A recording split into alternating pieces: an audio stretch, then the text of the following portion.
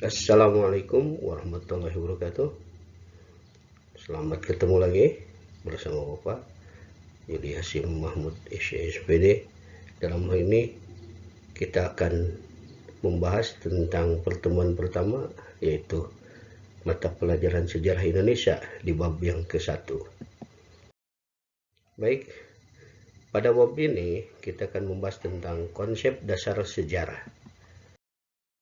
Ya, kita lihat seperti kita ketahui bahwa pengertian sejarah adalah secara etimologi berdasarkan bahasa Arab, yaitu sajaratun. Ya, kemudian diserap dalam bahasa Melayu menjadi sajarah, yang artinya adalah pohon. Kemudian di Indonesia sering orang mengatakan atau dikenal dengan istilah sejarah. Ya, ini adalah yang artinya silsilah raja atau dinasti pada masa lalu.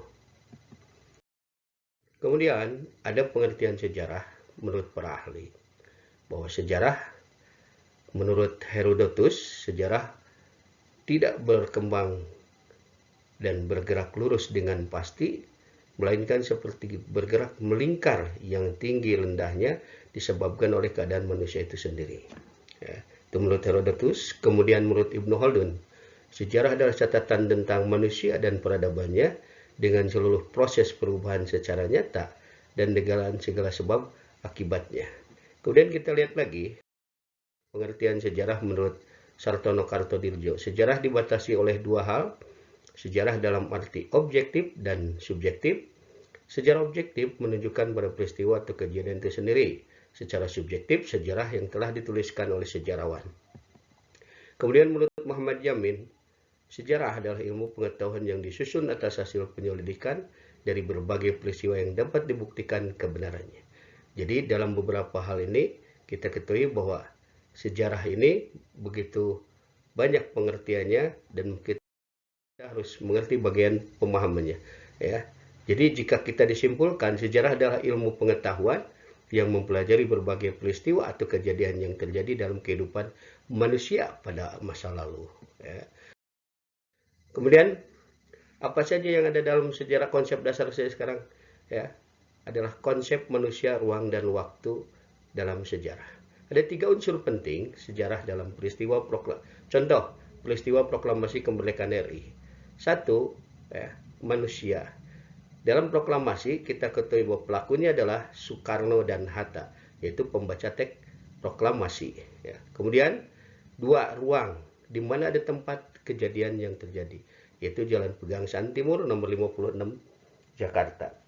Kemudian kapan terjadinya? Waktu. Waktunya apa? 17 Agustus 1945. Oke, berikutnya, ya, apa yang harus dipelajari dengan sejarah? Kita harus tahu bagaimana cara berpikir kronologis dalam mempelajari sejarah. Ya, kronologis berasal dari bahasa Yunani, yaitu kronos artinya waktu dan logos artinya uraian atau ilmu. Ya, jadi ilmu tentang waktu yang membantu menyusun peristiwa sejarah sesuai urutannya. Ya, agar terhindar dari ankronisme. Apa itu ankronisme? Ankronisme adalah keracunan waktu antara peristiwa yang sejarah yang satu dengan peristiwa sejarah yang lainnya. Cara berpikir kronologis dalam mempelajari sejarah. Contoh, kejadian peristiwa Indonesia sebelum merdeka, di mana diawali dengan kejadian yang pertama, 6 Agustus 1945, di mana kota Hiroshima dibom atom oleh sekutu. Kemudian rentang 3 hari, 9 Agustus 1945, kota Nagasaki dibom atom oleh sekutu juga. Kemudian 14 Agustus 1945, Jepang menyatakan kalah perang dari sekutu. Dan kemudian terjadi peristiwa setelah 2 hari, kaum muda menyeret Soekarno supaya cepat memproklamasikan kemerdekaan, dan terjadilah peristiwa Rengas Dengklok pada 16 Agustus 1945 dengan tujuan supaya Soekarno tidak terpengaruh lagi oleh pihak Jepang. Maka setelah itu pada tanggal 17 Agustus 1945 proklamasi dapat dikumandangkan. Oke. Selanjutnya, cara berpikir diakronik dalam mempelajari sejarah. Diakronik berasal dari bahasa Yunani, yaitu dia melintas atau melampaui, dan kronos artinya waktu. Diakronik adalah sesuatu yang dapat melintas mulai atau melampaui dalam batasan waktu, mengajarkan kepada kita untuk lebih teliti dan mengamati peristiwa sejarah. Kemudian dalam pembatasan waktu, sejarah mengenal periodisasi, yakni pengklasifikasian peristiwa sejarah dalam tahap-tahap pembabakan waktu. Kemudian cara berpikir diakronik dalam mempelajari sejarah. Periodisasi sejarah di Indonesia. Contoh, ada yang namanya masa prasejarah, ya, dimulai ketika manusia purba bermigrasi ke Nusantara. Kemudian ada masa Hindu dan Buddha, ya, dimulai ketika pengaruh budaya India mulai masuk ke Nusantara. Kemudian juga masa Islam dimulai pada abad ke-8 dan Islam sudah masuk ke abad ke-7 sampai ketika bangsa Eropa mendatangi ke Nusantara pada abad ke-6. Ya. Pada masa kolonialisme Barat, kemudian juga ada masa pendudukan Jepang, kemudian ada masa revolusi, kemudian masa Orde Baru, Orde Lama, dan kemudian Orde Baru dan masa reformasi. Oke, next berikutnya. Cara berpikir sinkronik dalam mempelajari sejarah. Sinkronik berasal dari bahasa Yunani yaitu syn dengan artinya dengan dan kronos artinya waktu. Dalam kamus bahasa Indonesia, sinkronik dari sebagai segala sesuatu yang bersangkutan dengan peristiwa yang terjadi pada suatu masa. Mempelajari peristiwa sejarah dengan segala aspeknya pada masa atau waktu tertentu secara mendalam.